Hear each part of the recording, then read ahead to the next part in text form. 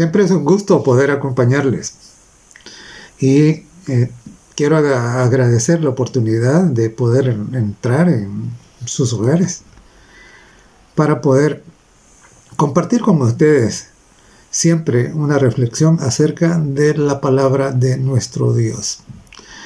Y hoy una reflexión especial, diría yo, en la que estaremos dirigiendo nuestra mirada precisamente a donde debe estar siempre, en las acciones, en los pensamientos y en las intenciones de nuestro divino Salvador, el Señor Jesucristo. Los invito para que tengamos una palabra de oración. Bondadoso Padre que estás en el cielo, oramos para que el Espíritu Santo una vez más nos acompañe y que nuestros ojos puedan estar fijos en nuestro único y suficiente Salvador, el Señor Jesucristo. En su nombre te lo pedimos todo. Amén. 500 años antes del nacimiento de Jesucristo, el profeta Zacarías predijo la venida del Rey de Israel.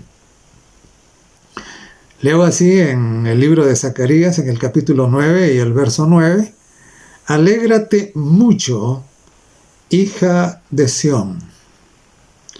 Da voces de júbilo, hija de Jerusalén.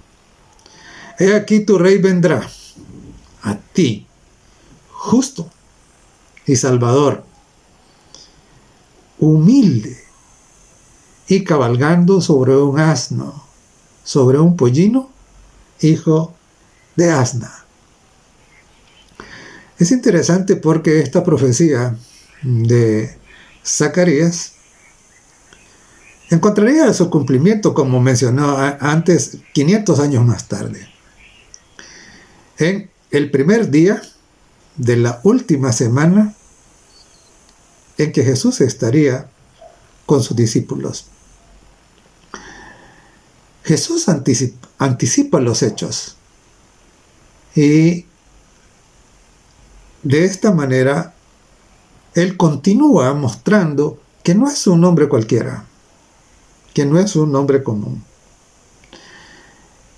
que era el enviado de Dios, que actuaba bajo su dirección y su poder, que era el Santo Mesías que por tanto tiempo habían estado esperando y que desafortunadamente muchos judíos todavía siguen esperando. Encontramos pues en Mateo el capítulo 21, en los versos del 1 al 3,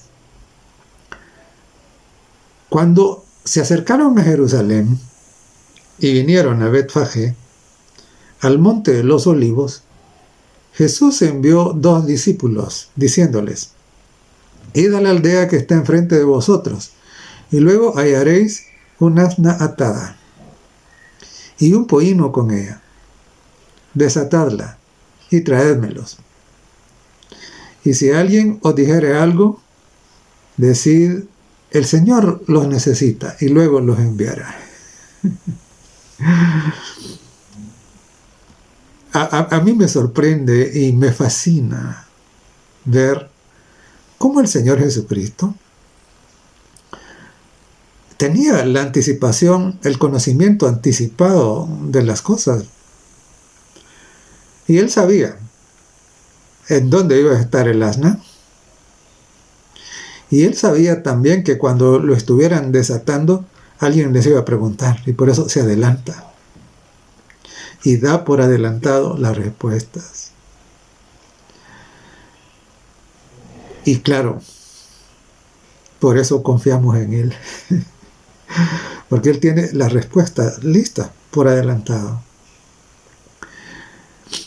Y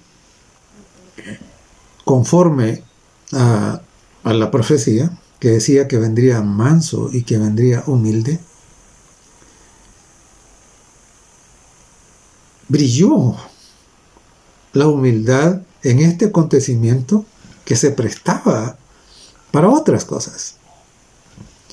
Claro, en 2 Corintios el capítulo 8 y el verso 9 nosotros encontramos que dice: porque ya conocéis la gracia de nuestro Señor Jesucristo, que por amor a vosotros se hizo pobre siendo rico, para que vosotros por su pobreza fueseis enriquecidos. Es interesante. La Biblia dice que Dios es el dueño de todo. Y Jesús es Dios, Dios hecho hombre. En otras palabras, todo lo que existía acá le pertenecía. Sin embargo, Él vino como qué, como uno que no tenía nada. Él vino como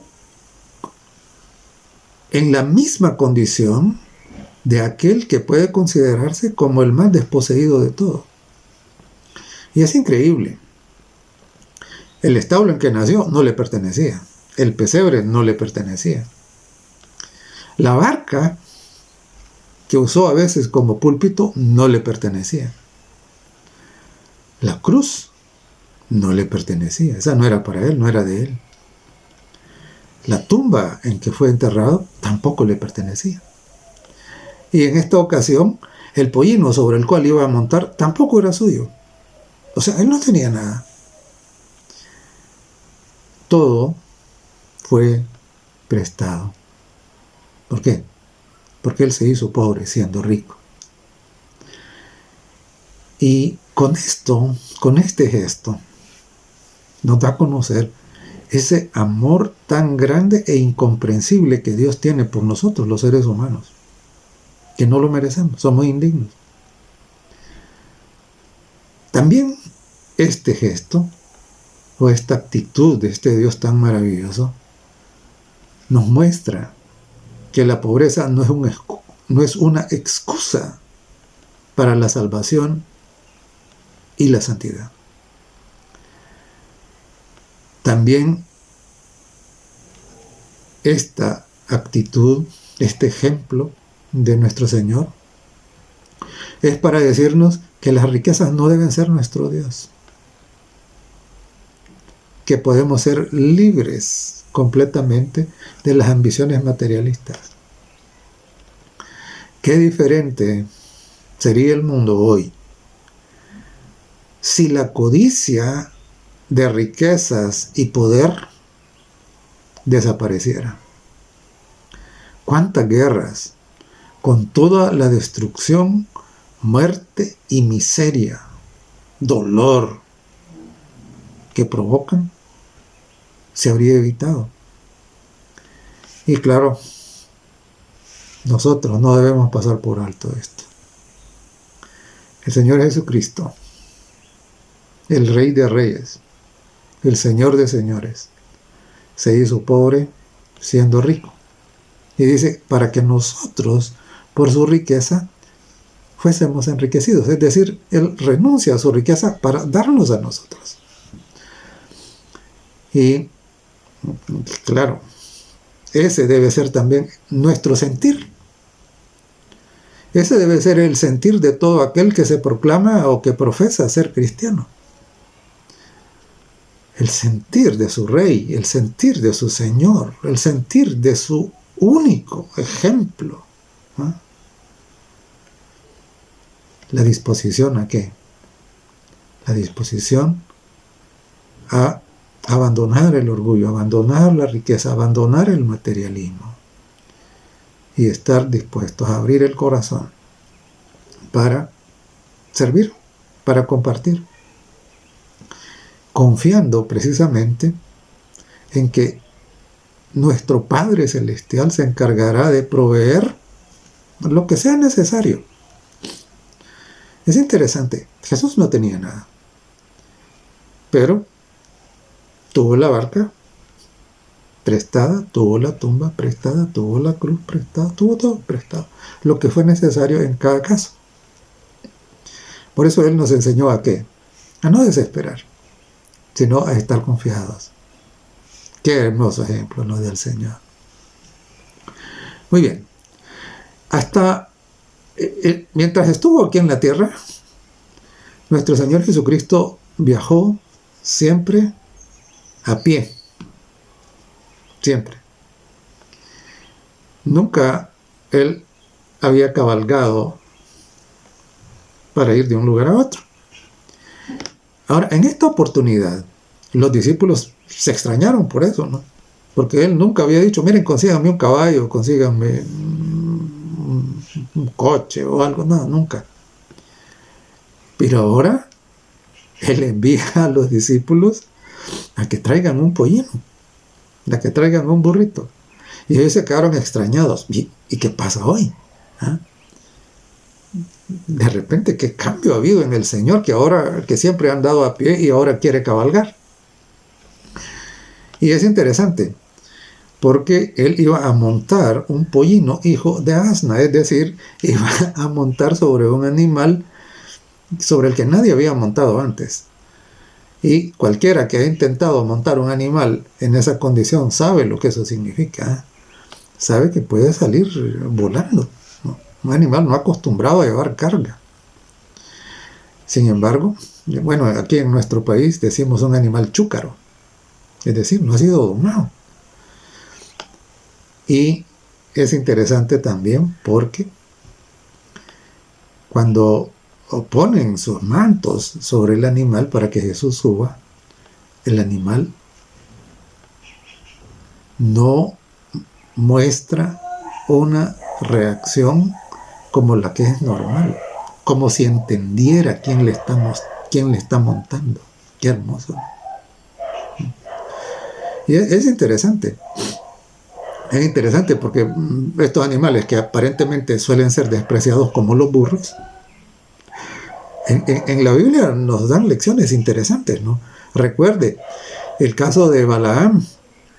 El profeta no discierne la presencia del ángel, pero el burro sí.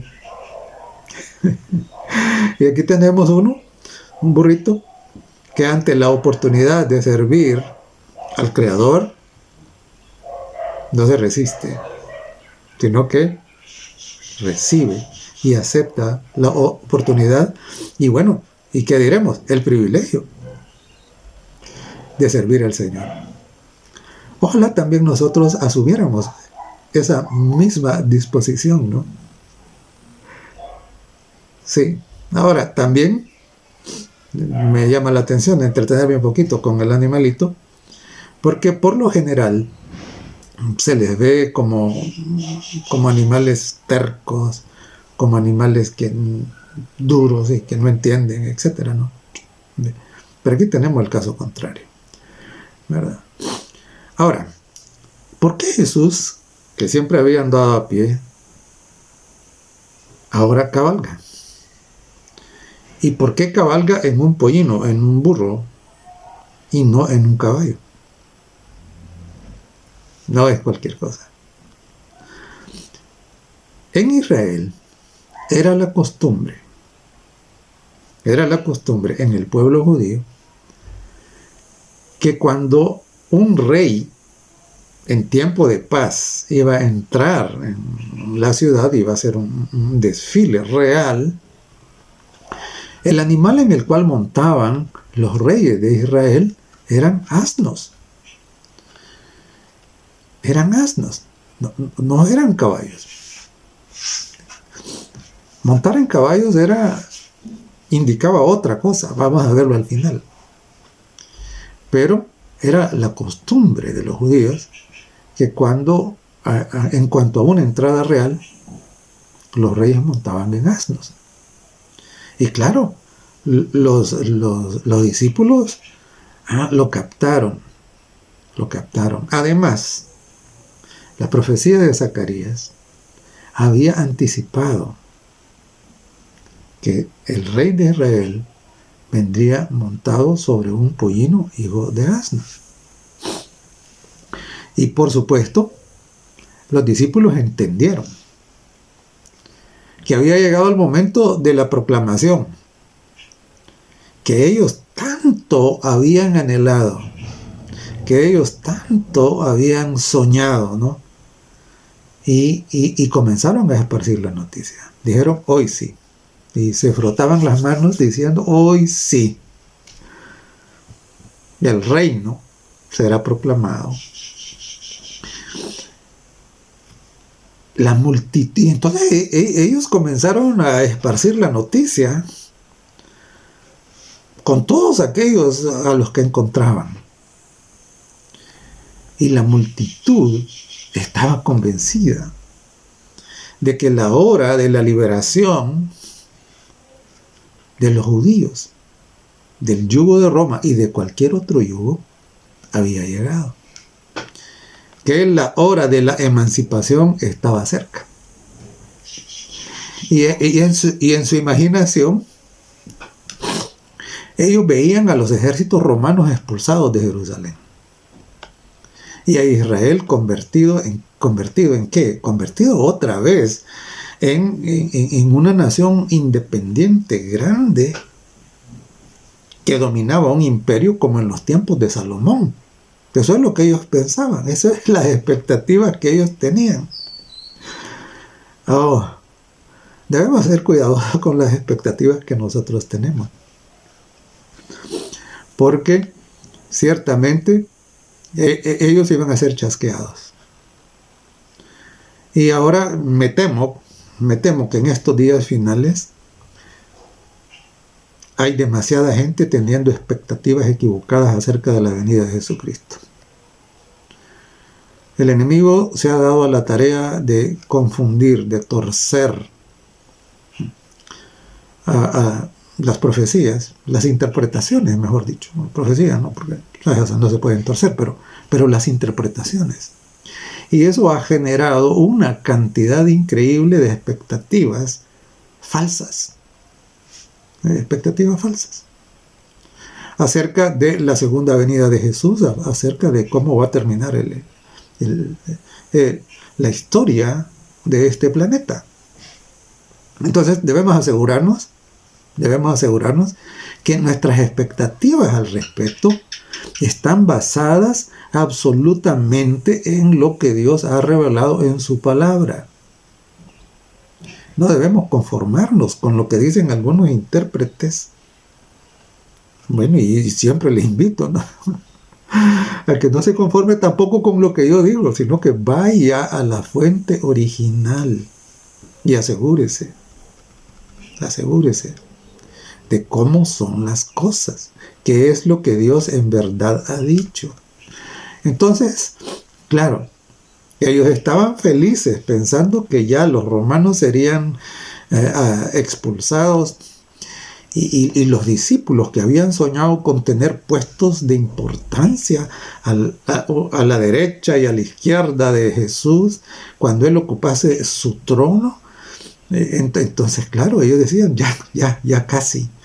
Y claro, yo creo que dentro de los más felices estaban Simón el Celote, que era un patriota, que era lo que podríamos decir ahora, un revolucionario, un subversivo, un guerrillero, ¿no?, que anhelaba tomar el poder, y había intentado, pues se había unido a ese grupo que pensaba que debía de expulsarse a los romanos por la fuerza de las armas. Entonces, claro, pero ahí estaba, ahora en el grupo de Jesús. Entonces creo que Simón el Celote dijo, no, qué bueno, ahora por fin. Y también Judas, ¿no?, que él precisamente estaba impaciente. Ya habían pasado 3 años y no veía claro Jesús en las oportunidades que había habido de cómo aprovechar las multitudes para entronizarse. Entonces Jesús había dicho no, y había evitado todo eso. Pero ahora pareciera de que es al contrario. Ahora pareciera que Jesús mismo está buscando la oportunidad de aparecer junto a la multitud como el rey. Entonces, claro, todo el mundo estaba contento, todo el mundo estaba feliz. Y por supuesto, digo todo el mundo, pero en realidad no era todo el mundo, había unos que no estaban felices, ¿verdad? Ya vamos a hablar un poquito de eso. Pero en general, digamos, el sentir popular era ese. Ahí sí todo, cuando digo todo el mundo me refiero a la población corriente, normal, ¿verdad? El sentir popular era ese, ¿no?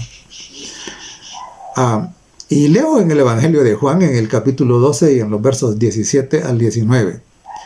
Dice que la gente daba testimonio, la gente que estaba con él, dice, cuando llamó a Lázaro del sepulcro y lo resucitó de los muertos. Es decir, estos ahora contaban, ellos vieron cuando Jesús resucitó a Lázaro de los muertos, que no era cualquier cosa, era algo increíble, era algo que no se pudo ocultar y era una prueba irrebatible que el poder de Dios obraba en Jesucristo. Resucitar a un muerto después de 4 días, eso no deja fuera de toda duda la posibilidad de si ese estaba muerto o no.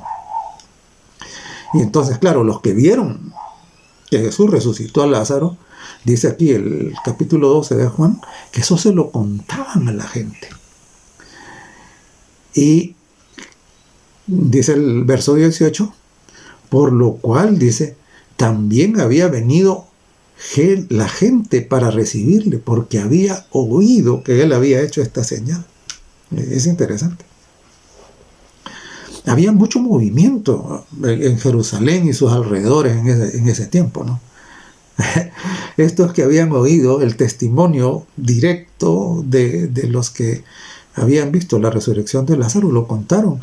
Y entonces la gente preguntaba, ¿y a dónde vive Lázaro? Ellos querían ir y ver a Lázaro. Ellos querían también ver a Jesús, el que lo había resucitado, ¿no? Y claro, dije que no todo el mundo estaba feliz. Había un grupo que no estaba feliz. Y en el Evangelio de Juan, en el capítulo 19, precisamente dice que cuando llegó la hora del sacrificio de la tarde, los sacerdotes hicieron sonar en el templo la trompeta. Sí, para el sacrificio de la tarde. Sin embargo, casi nadie llegó. Muy pocos asistieron. Y entonces, claro, esto le encendió una luz roja a los líderes, a los gobernadores, a los sacerdotes, ¿no? Y entonces expresaron estas palabras que encontramos en el verso 19 del capítulo 12 de Juan, con alarma, ¿no? Ellos dijeron, he aquí el mundo se va tras él. Entonces se enciende la luz roja de la alarma y dicen, miren, tenemos que hacer algo. De lo contrario, que nosotros nos quedamos sin gente y todos van tras él. Ahora, el Señor Jesús, al hacer sus milagros, al hacer el bien a la gente, al expresar el amor de Dios a todas las personas con las que entraba en contacto, siempre Él había mantenido aquello en las condiciones que podríamos llamarle ahora de bajo perfil. Él decía, miren, no hagan ruido, no lo digan, ahí queden, ¿verdad? Nunca antes había permitido en su vida terrenal una demostración así grande, ¿no? De que las multitudes lo hicieran resaltar. No, nunca había sido así. Pero ahora eso estaba a punto de ocurrir.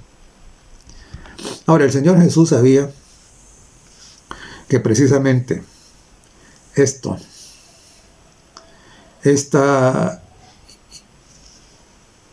multitud tan numerosa y todo lo que la multitud iba a hacer, lo que la multitud iba a expresar, Jesús sabía que esto le costaría la vida, que esto lo llevaría a la cruz.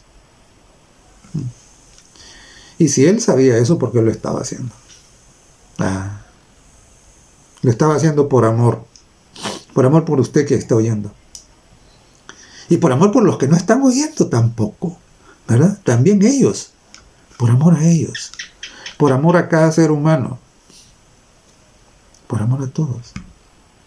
Él sabía que esto lo llevaría a la cruz. Pero debía ocurrir esto, con el propósito de ¿qué? De que todo el mundo pudiera tener la atención puesta a los acontecimientos que iban a ocurrir en esta semana. De que todo el mundo pudiera comprobar por medio de los hechos que iban a ocurrir que Jesucristo era su Redentor, era el Mesías, era el Cordero de Dios que quita el pecado del mundo. En ese tiempo había mucha gente que había venido a Jerusalén para celebrar la Pascua. Y en la Pascua, precisamente, el centro era la muerte de lo que se llamaba el Cordero Pascual. Y ahora era el propósito de nuestro Señor que la gente entendiera que ese animalito que iban a sacrificar era solamente un símbolo, que el verdadero Cordero sería sacrificado ese día, esa semana, perdón. Sería sacrificado justamente esa semana. Ahora, si Jesús hubiera muerto y nadie se hubiera dado cuenta, eso habría quedado prácticamente oculto y la oportunidad de salvación para muchos se habría perdido. Pero él quería que todo el mundo se diera cuenta, que todo el mundo estuviera pendiente de algo. Y es interesante, porque Dios, los acontecimientos importantes en la historia, no los mantiene ocultos. Me llama la atención porque cuando el pueblo estuvo esclavo en Egipto, 400 años, y en esos 400 años prácticamente muy pocos habían quedado con el conocimiento claro de lo que era la ley de Dios, los mandamientos de Dios, que existen desde el principio. Prácticamente los habían olvidado. Y entonces Dios, para que ellos volvieran a entrar en línea, los proclama en el monte Sinaí. Y cualquiera que lea el Éxodo se dará cuenta que la proclamación fue algo sumamente impactante. Dios los proclama ante toda la nación. La voz de Dios fue escuchada en medio de truenos, relámpagos, voces. La tierra temblaba. Era algo que no podía ser ignorado. Además, se los entregó escritos en piedra. Así es. Estas cosas que son tan importantes, Dios no las mantiene ocultas, sino que se encarga de que pasen al dominio público de las masas. Y es interesante, porque parte de todas estas malos entendidos que encontramos hoy en las diferentes ramas, diría yo, del cristianismo, es el hecho de que Dios cambió un día de reposo en lo oculto. Hermanos y amigos, eso no ha ocurrido. Dios no ha cambiado nada. Dios no ha cambiado nada. Si Dios hubiera querido cambiar el día sábado por el domingo, también hubiera hecho un acontecimiento de ese cambio, algo así, ¿no? Como lo hizo cuando se los recordó allá al pueblo en el Sinaí. Pero no hizo nada de eso. ¿Por qué? Porque no ha habido ningún cambio. Y entienda esto. Y también entienda lo siguiente. A medida que nos acercamos al fin, a la segunda venida de Jesús, al Armagedón. A medida que nos acercamos, va a ocurrir una serie de acontecimientos que a algunos les parece que son increíbles y que nunca van a pasar. Como cuál, por ejemplo. Mire, fíjense que ahorita piensa, la gran mayoría piensa que este asunto del día de reposo es cualquier cosa. Piensan de que eso no tiene mayor importancia, ¿verdad? ¿Por qué? Pues, bueno, porque no han entendido o han sido engañados. Entonces no le dan importancia, piensan que eso es algo marginal, etcétera, ¿no? Sí. Precisamente por eso es que Dios va a permitir que ocurran algunas cosas que llamen la atención de la humanidad al dilema sobre el día de reposo. Y las profecías indican claramente de que serán establecidas unas leyes que impondrán el falso día de reposo, el primer día de la semana establecido por el hombre, no por Dios. ¿No? Y entonces la humanidad se va a ver confrontada ¿a qué? Se va a ver confrontada a quién va a obedecer.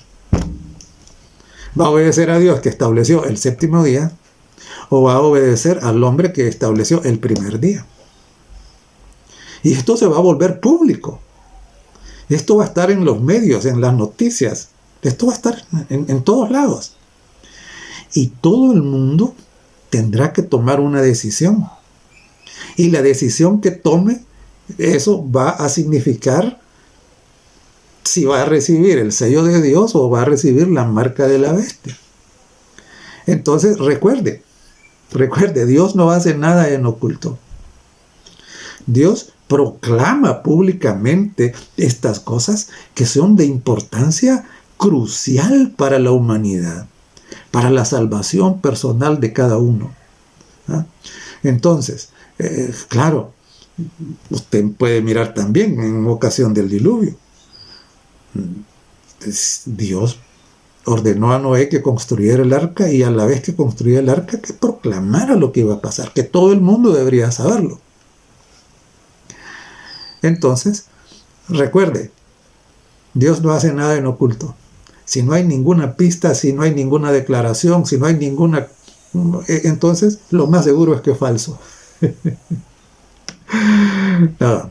Entonces, recuerde, Dios no hace nada a escondidas. Nunca hace nada a escondidas. Ahora, volvamos de nuevo a donde estábamos. Jesús quería llamar la atención de todos los que habían venido en ocasión de la Pascua, de todos los que vivían en Jerusalén y sus alrededores, y que se juntaban precisamente con estos motivos religiosos. Ahora, la mayoría tenía expectativas, como ya vimos antes, expectativas que eran equivocadas. Entonces Jesús quería llamar la atención de ellos para que ellos consideraran las cosas y ellos pudieran analizar a la luz de la palabra. Y entonces pudiesen comprobar que Él estaba cumpliendo las profecías que hablaban precisamente del Mesías sufriente, de su resurrección. Y que, habiendo considerado todo esto, habiendo visto los hechos, entonces pudieran hacer una decisión para vida eterna. Y dice en Mateo 21, los versos 8 y 9. Y la multitud, dice que era muy numerosa, tendía sus mantos en el camino, y otros cortaban ramas de los árboles y las tendían en el camino. Y la gente que iba delante y la que iba detrás aclamaba diciendo: Hosana al Hijo de David, bendito el que viene en el nombre del Señor, Hosana en las alturas. Entonces miremos, dice acá, no eran unos 4 seguidores, no. Dice que la multitud era muy numerosa. Sí. La multitud era muy numerosa. Entonces, pensemos un poquito. ¿Por qué es que se reunió tanta gente? Bueno, primero, ya dijimos que mucha gente había ido a Betania porque querían ver a Lázaro, el que había resucitado, y a lo mejor estaban esperando que Lázaro les contara cosas de esas fantasiosas como las que hay de los que dicen que se mueren y regresan, ¿no? Eso no ocurre. La Biblia dice que la muerte es un sueño, que el muerto nada sabe, ¿verdad? Entonces, pero a lo mejor ellos tenían esa curiosidad y entonces había mucha gente que había ido para ver a Lázaro. Había gente que había ido a Betania, ¿no? Por supuesto estaban los discípulos, ¿no? Los seguidores de Jesús. Ahora, también debemos de recordar de que había venido mucha gente de otros lados a celebrar la Pascua a Jerusalén. Y había un tercer grupo que estaba pendiente de Jesús siempre. ¿Por qué? Porque les había devuelto la vista. Porque los había liberado de la parálisis. Porque había perdonado sus pecados, les había devuelto la paz en su corazón. Porque había expulsado los demonios de su vida. Aquellos que habían sido bendecidos por sus palabras y por sus milagros, por sus actos de bondad. Aquellos que habían comido los panes y los peces cuando fueron multiplicados, ¿no? Entonces, claro. Y entonces la multitud no era algo numeroso, ¿no? Y no hay que olvidar también lo siguiente. Estaban también ahí ante esta proclamación por sus falsas expectativas todos aquellos que odiaban a los romanos y que pensaban que Jesús venía como un Mesías político prácticamente. También estaban ahí. Y entonces todo esto es lo que hizo toda esta gente, ¿no? Era la que venía en aquella procesión. Y a mí me llama la atención porque dice que ponían sus mantos para que pasara. y cortaban ramas y palmas y las ponían también. Es decir, estaban poniendo una alfombra, ¿no? para que Jesús pasara. Y quiero volver aquí al burrito, ¿verdad? Porque, mire, cuando nosotros tomamos una actitud así de servicio incondicional, como el servicio que estaba prestando ese burrito, entonces nos toca pasar sobre las alfombras también. No es por nuestra dignidad, sino por la dignidad de aquel al que estamos sirviendo. Y entonces, claro, ellos no tenían ahí, ¿cómo se llama?, una alfombra roja, como la que ponen para que los pasen los dignatarios de alto nivel, pero ponían lo que tenían. Y hermanos, de eso trata el cristianismo. Algunos no hacen nada porque dicen, es que yo no tengo esto, es que yo no tengo lo otro. No. Y Dios no quiere que usted haga lo que no tiene, lo que no puede, pero sí que haga lo que puede. ¿Y qué tenían ellos? Los mantos. Pues esos pusieron. ¿Y qué otra cosa podían conseguir? Las ramas. Pues eso pusieron. Y la lección, hermanos y amigos, es esa. No espere usted tener y esperar servir con lo que no tiene. Lo poco que tiene. Si tiene solamente el manto, ponga el manto para que pase el Señor. ¿Ya? Si puede conseguir las ramas, consiga las ramas para que pase el Señor. Es decir, use lo que tiene. Y es interesante porque me recuerdo cuando en el libro de Hechos nos cuenta que Pedro iba a la hora del sacrificio al templo, ¿no? Iba a adorar. Pedro iba a adorar al templo. Y entonces hay un paralítico a la entrada y se le queda viendo los ojos y le dice, dame algo. Y qué expresión, ¿no? Pedro dice, mira, yo oro y plata no tengo, dice. Así que estamos iguales con Pedro, muchos, ¿no? Tal vez algunos sí tienen, ¿no? Pero Pedro dice, mira, oro y plata no tengo, pero lo que tengo te doy. De eso se trata. De lo poco que tenemos, de eso es lo que debemos dar, eso es lo que debemos poner al servicio de nuestro prójimo y al servicio de nuestro Dios, que es tan lindo, que es tan generoso, que nos bendice todos los días. Y entonces, claro, lo que tenía esta gente eran los mantos y eran las ramas, eso pusieron.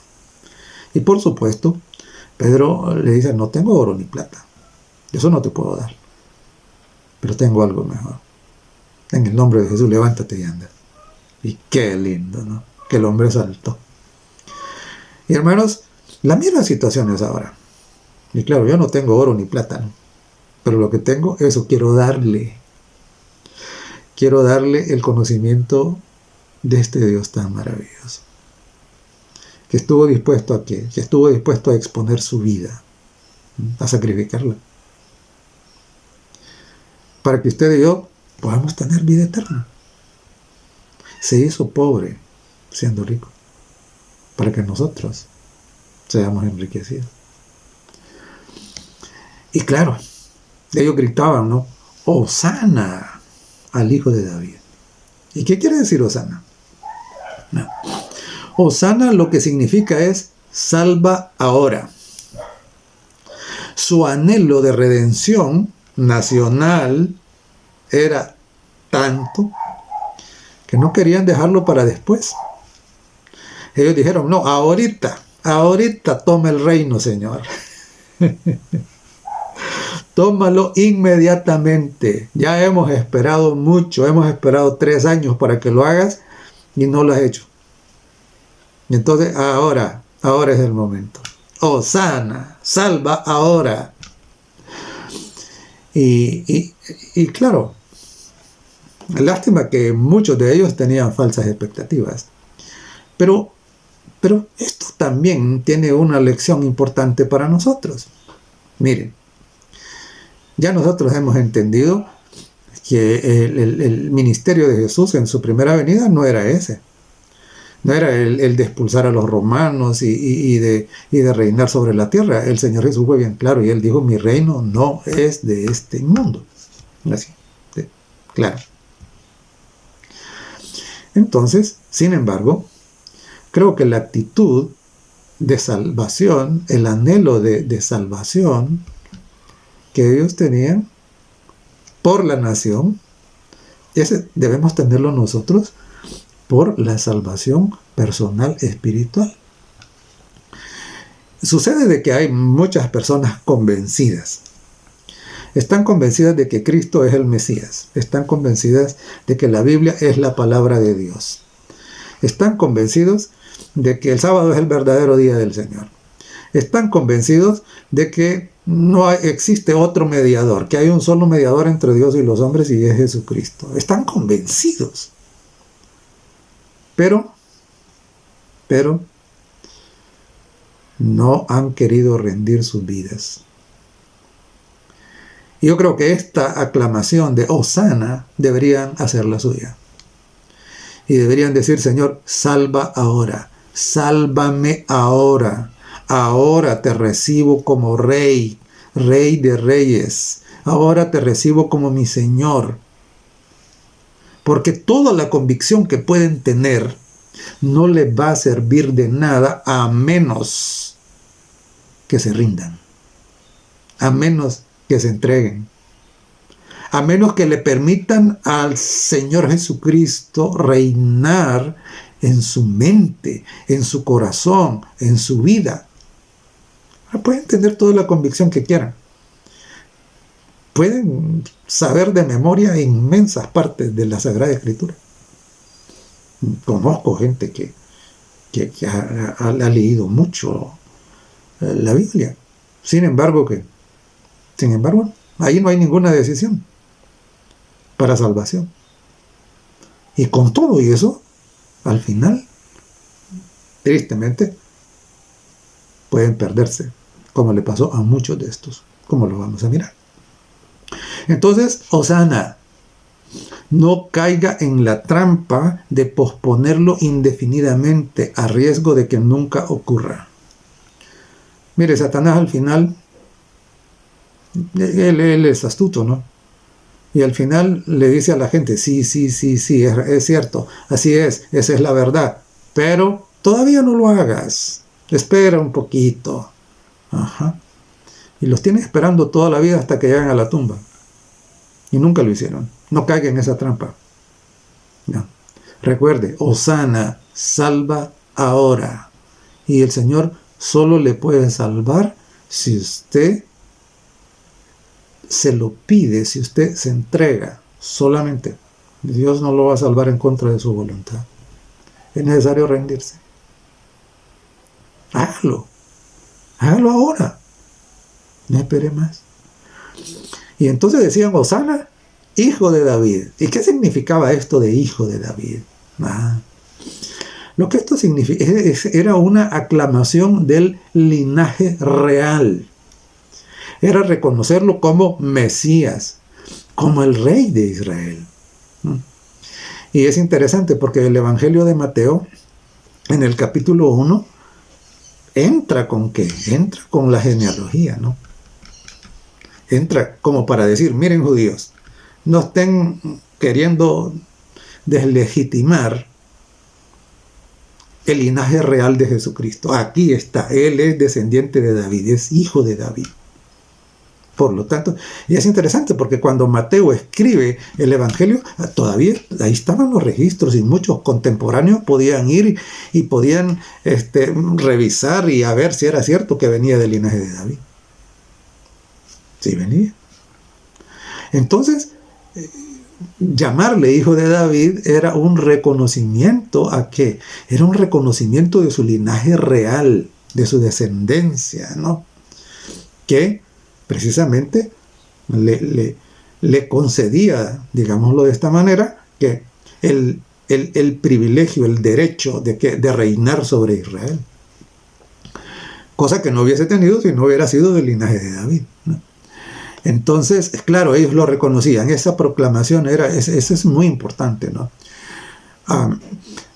Sin embargo, recuerda a aquellos que no estaban contentos, ¿no? Aquellos que cuando sonaron la trompeta para reunir a la gente a la hora en el templo, y la gente no acudió, dijeron, el mundo se va tras él.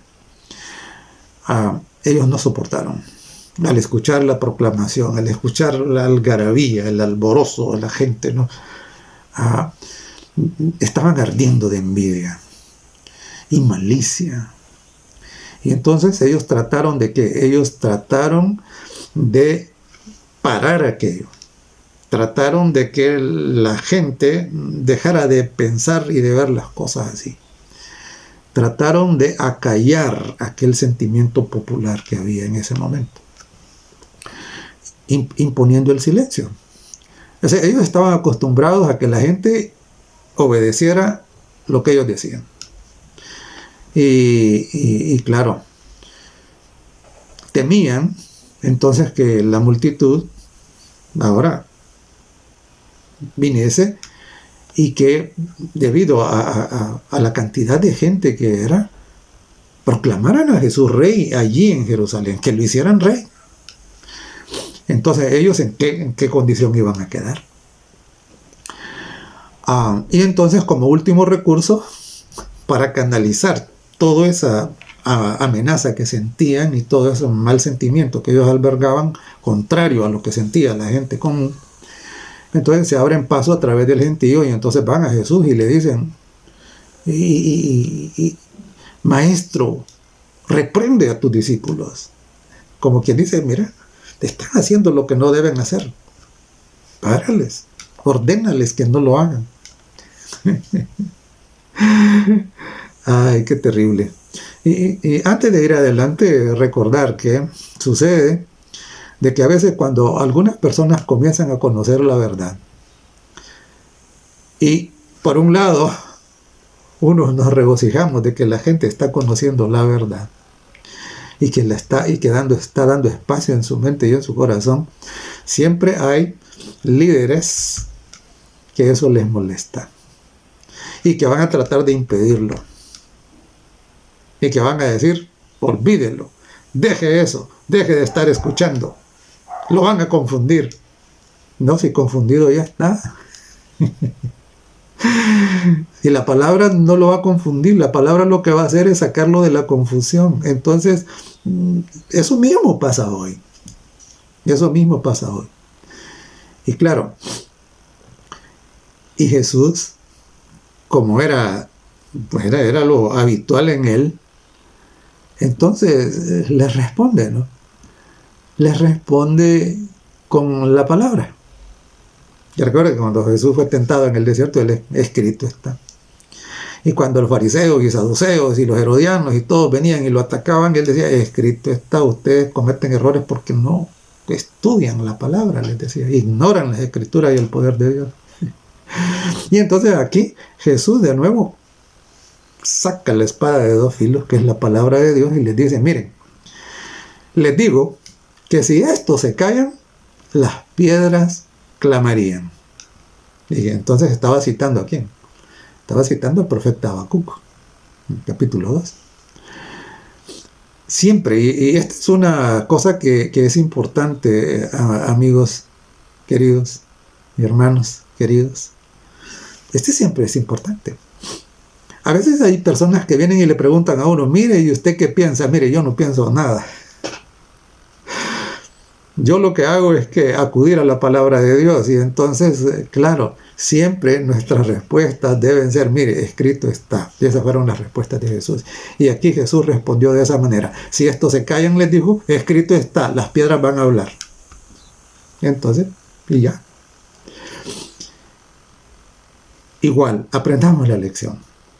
No diga, mire, que a mí me dijo fulano, que a mí me dijo sutano, que allá me dijeron, que aquí me dijeron, que mis papás creían esto. No, olvide eso. Usted, si quiere hablar verdad, solo puede hacerlo con un escrito está. Solo así. Eso es lo que hacía Jesús. Ese es nuestro ejemplo. Escrito está. Como dijo el profeta, ¿verdad? Ahora, obviamente, nosotros no podemos decir escrito está si nosotros no tomamos tiempo para estudiar la palabra, ¿no? Y para suplicar que el Espíritu Santo nos ilumine, nos aclare y haga que estas cosas acudan a nuestra mente en el momento oportuno. Él lo ha prometido, ¿verdad? Él lo ha prometido. Y claro, entonces vuelvo de nuevo a la profecía de Zacarías. Esa anticipación 500 años antes de que el Mesías vendría sobre un pollino. Dice, alégrate mucho, hija de Sión, da voces de júbilo, hija de Jerusalén. He aquí tu rey vendrá a ti, justo y salvador, humilde, y cabalgando sobre un pollino, hijo de asna. Es interesante, ¿por qué? Porque a través de toda la historia nosotros encontramos que los reyes vencedores, los emperadores, cuando venían en sus entradas triunfales, lo que traían era ¿qué? Lo que traían era una multitud de esclavos, una multitud de heridos, algunos de ellos hasta les habían sacado los ojos, ciegos, ¿verdad? Eran trofeos de todo eso, ¿no? Entonces, claro, pero Jesús aparece aquí ¿cómo? Aparece aquí humilde, distinto a los conquistadores humanos, a diferencia de Alejandro Magno, a diferencia de Ciro, a diferencia de Constantino o cualquiera de los emperadores terrenales. Aquí la procesión que acompaña a Jesús no es una de vencidos, no es una de esclavizados, es una de liberados. Es una de sanados. Los que antes eran ciegos, ahora ven. Los que antes no podían caminar, ahora vienen saltando de contentos. Totalmente contrario a los poderes terrenales.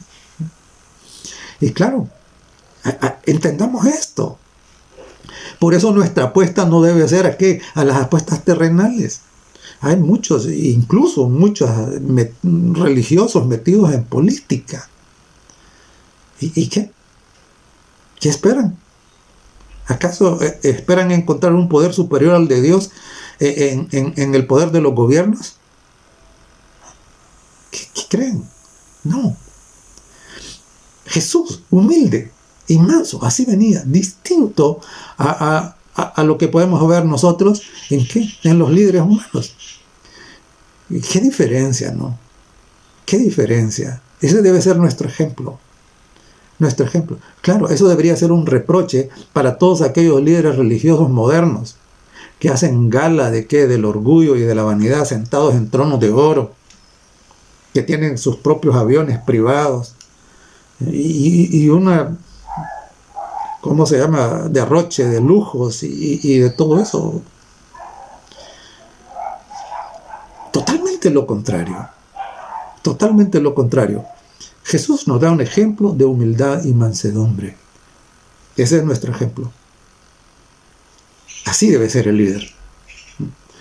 Y claro, venía aquella procesión, aquel desfile, con toda esta algarabía, y de repente llegan a un lugar al que nosotros, los técnicos, le llamamos el parteaguas. El parteaguas es a la cima de la montaña, en donde usted ya mira para el otro lado de la cordillera, ¿no?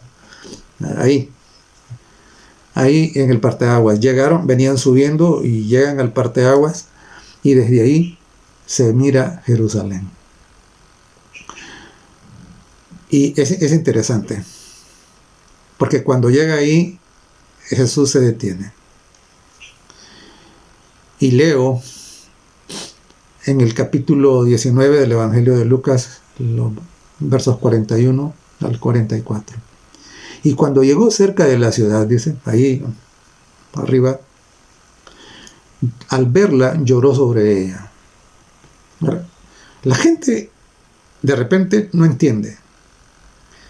Jesús se detiene y al ver la ciudad, que se miraba tan bonita, el templo se miraba tan hermoso,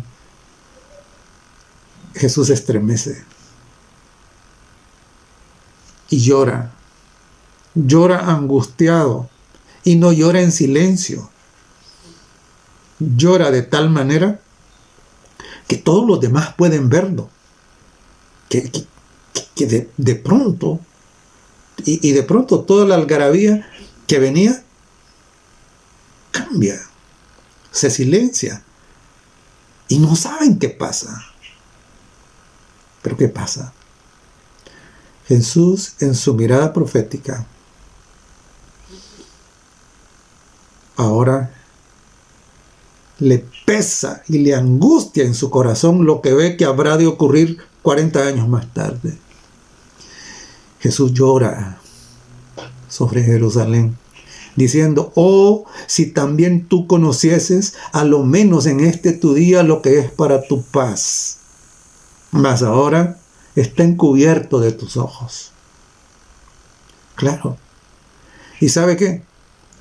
Jesús también llora cada vez que nosotros rechazamos y no entendemos cuál va a ser nuestro destino final si no abrimos nuestros ojos para mirarle, para entenderle, para recibirle. Y dice el verso 43, porque vendrán días sobre ti cuando tus enemigos te rodearán con vallado y te sitiarán, y por todas partes te estrecharán y te derribarán a tierra y a tus hijos dentro de ti, y no dejarán en ti piedra sobre piedra, por cuanto no conociste el día de tu visitación. ¿Sabe? Jesucristo está a la expectativa de que usted responda.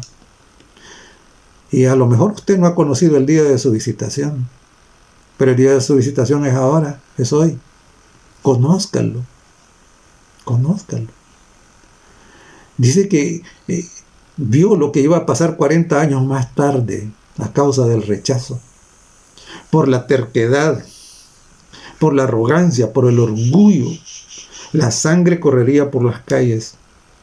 Habiéndose acabado todos los alimentos al interior de Jerusalén, los bebés morirían y las mujeres se comerían los cadáveres de sus hijos.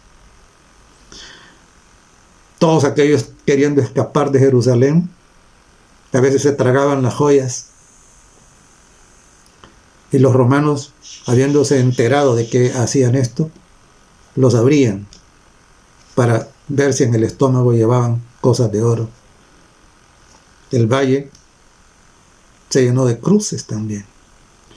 Y Jesús vio todo esto y le dolió, le pesó en su corazón. Esta cosa tan terrible.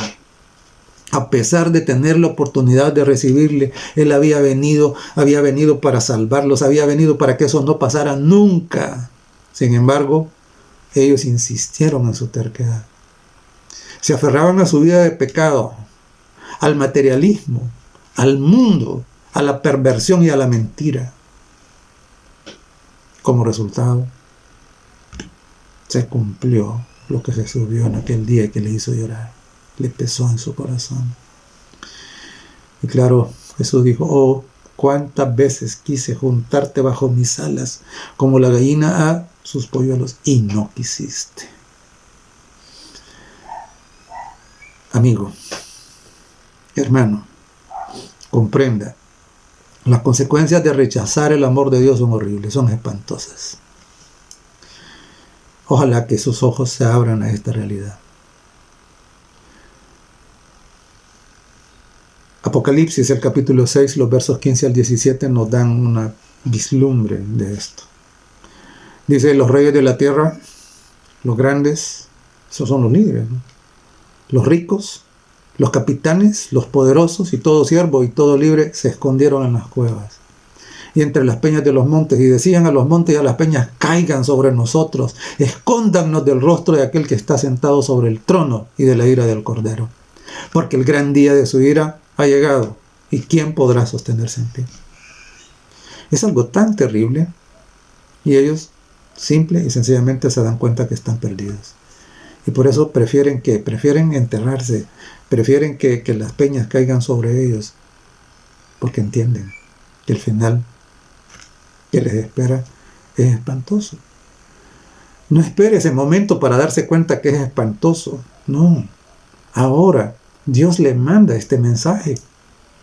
Ahora Dios quiere que usted lo reflexione, quiere que usted entienda de que ese momento va a llegar. Usted puede hacerse el disimulado, el desinteresado y decir: no. Sea que usted se haga el disimulado, sea que usted no lo disimule, sino que se ponga en contra. No importa. Si lo rechaza, usted va a encontrarse en esa condición. Aquellos lo rechazaron y demasiado tarde se dieron cuenta del terrible error que habían cometido. Claro, en su próxima venida, la segunda venida, que es cuando esto va a pasar, Jesús ya no viene en un pollino. Los reyes de Israel montaban en pollinos, en asnos, en tiempo de paz.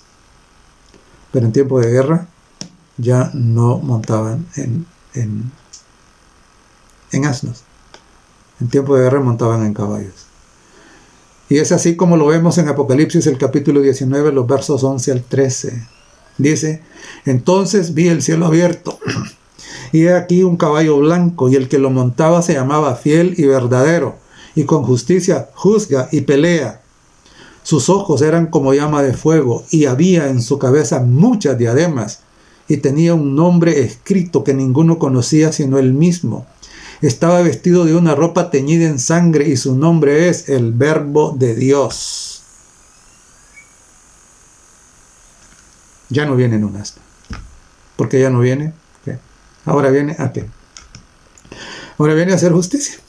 Desafortunadamente, aquellos que quisieron hacerse enemigos y permanecer como enemigos suyos, entonces ahora tendrán que enfrentarlo como tal. Al principio vino como ¿qué? Al principio vino como pastor, vino como cordero, llevado al matadero, sin decir una palabra, a soportar todo. Pero esa parte de su misión ya terminó. Ahora vendrá de nuevo, pero ya no viene igual. Entiéndalo, por favor. Entiéndalo. Ya no viene igual, ahora ya no viene en un asno. Ahora viene en un caballo blanco. Y dice en los versos 15 y 16, de su boca sale una espada aguda para herir con ella a las naciones. Y las regirá con vara de hierro. Y él pisa el lagar del vino del furor y de la ira del Dios Todopoderoso. Y en su vestidura y en su muslo tiene escrito este nombre: Rey de Reyes y Señor de Señores. Entonces, ahora es el momento. ¿Para qué? Ahora es el momento para volverse ¿qué? Para volverse su oveja, para volverse su amigo, para volverse su servidor, su siervo, su discípulo, para ser un hijo de Dios de verdad. Pero, mire, es terrible.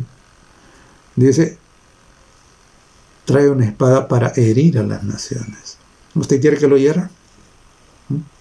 ¿Usted quiere que la ira de Dios caiga sobre usted? Mira, hay predicadores que esto no les gusta presentarlo, pero esto es lo que está escrito. Escrito está. Usted tiene que saber esto. Y claro, en aquel día, que ahora celebran en lo que llaman Domingo de Ramos, estaba todo esto debería ser entendido, y cada vez que eso se celebra, todo esto debería ser recordado y tomado en cuenta.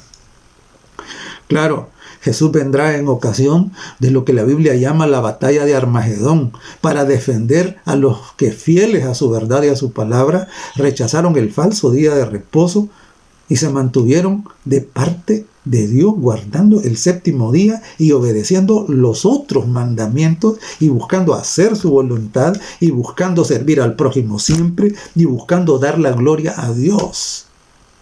Entonces, Jesús vendrá para salvar a unos y vendrá, como dice aquí la Escritura, para herir a otros. ¿En qué grupo va a estar usted? Y por eso Él quiso que la multitud hiciera público todo esto para que todo el mundo lo conociera. Ahora, usted puede celebrar todos los días de la Semana Santa que quiera, pero si no entiende esto y no toma decisiones respecto a esto, todas esas celebraciones no le sirven de nada. Nada. Y a propósito, miren, este tiempo, estamos en abril, y claro, es el tiempo cuando se recuerda la última semana de la vida de Jesús. Sucede que en los canales de televisión, y supongo que en el cable y en todo esto, es costumbre de que comienzan a poner una serie de películas que se supone relatan todo esto. Le daré un consejo: deje de ver todo eso. Todo eso son ¿qué? Son relatos corruptos, relatos torcidos, y a mí me da pesar, ¿no? Me da compasión, me da lástima cuando, conversando con alguna persona, me dicen: no, pero fíjese que en la película tal cosa. Olvídese de eso. Las películas tales no tienen absolutamente ninguna autoridad, ni una sola película. Para eso tenemos la Biblia. La Biblia es la verdad. No pierda su tiempo con eso. Eso lo que va a hacer es torcer la mente. Vaya a la Biblia. ¿Usted quiere consagrarse en esta semana que llaman la Semana Santa? Vaya a la Biblia. Estudie. Ahí va a encontrar la realidad. Y por último, qué triste. Muchos de los que el primer día de la semana habían acompañado a Jesús gritando: Hosana al Hijo de David, bendito el que viene en el nombre del Señor, ahora gritaban: crucifícale. Pero ¿cómo es posible? ¿Cómo es posible de que aquellos ahora estén gritando: crucifícale? Sí, por las falsas expectativas que tenían. Porque ellos pensaban que Jesús iba a ocupar el trono, que iba a expulsar a los romanos, y luego cuando ven que eso no pasa, y al contrario ven que Jesús está encadenado y está prisionero de los romanos por las calumnias de los judíos, ahora se chasquean. ¿Y ahora qué? Siguen el consejo de sus líderes. Porque la Biblia y los evangelios dejan bien claro que precisamente toda esa multitud que se volvió en contra de Jesús y que ese día gritó crucifícale ante Pilatos, ¿fueron qué? Fueron impulsados, fueron conducidos por los líderes religiosos. Entonces, hermano, amigo, tenga cuidado. Asegúrese de que sus expectativas son las expectativas correctas, que están en armonía con la palabra de Dios. No se deje llevar por lo que dicen otros. Vaya a la palabra. Vaya a la palabra. Solamente esa es la verdad. Y ahora, la pregunta. Cuando Jesús venga, ¿en qué lado va a estar usted? ¿Va a seguir gritando Hosana al hijo de David?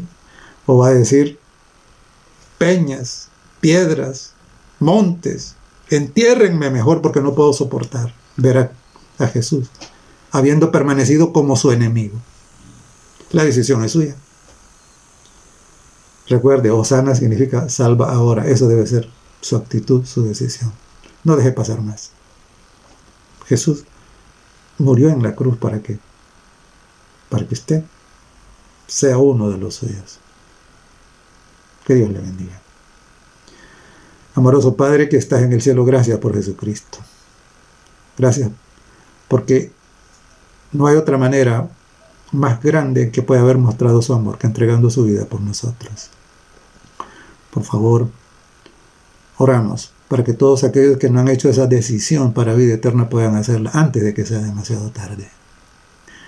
Y todos aquellos que ya alguna vez lo hicieron, que puedan reconfirmarle cada día. En el nombre de Jesús lo pedimos. Amén.